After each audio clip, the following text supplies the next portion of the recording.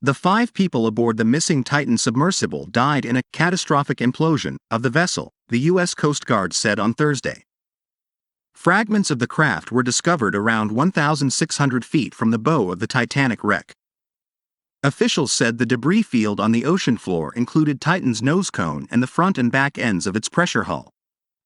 The debris is consistent with a catastrophic implosion of the vessel, said Rear Admiral John Mauger, the Coast Guard commander leading the search. The discovery was made by a deep-sea robot deployed from a Canadian ship and equipped with cameras. Rear Admiral Mauger said the implosion would have generated significant sound that would have been detected by sonar buoys dropped into the area on Monday, suggesting it had happened around the time communication with Titan was lost. Tributes were being paid to those aboard the submersible: Britain's Hamish Harding, 58, Shahzada Dawood, 48, and his 19-year-old son, Suleiman Paul-Henri Nargeolet, a 77-year-old veteran French diver, and Stockton Rush, 61, the founder of OceanGate, the vessel's operating company. These men were true explorers who shared a distinct spirit of adventure and a deep passion for exploring and protecting the world's oceans, OceanGate said in a statement.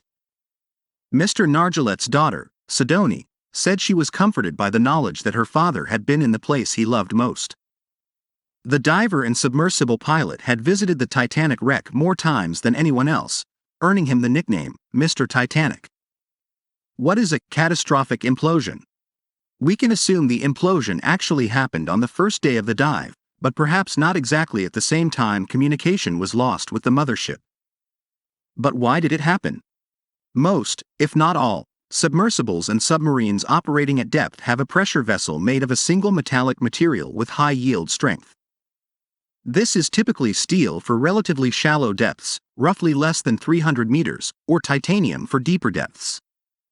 A titanium or thick steel pressure vessel is usually a spherical shape that can withstand the crushing pressures you might expect at 3,800 meters, the depth at which the Titanic wreck lies. The Titan, however, was different. Its pressure vessel was made of a combination of titanium and composite carbon fiber.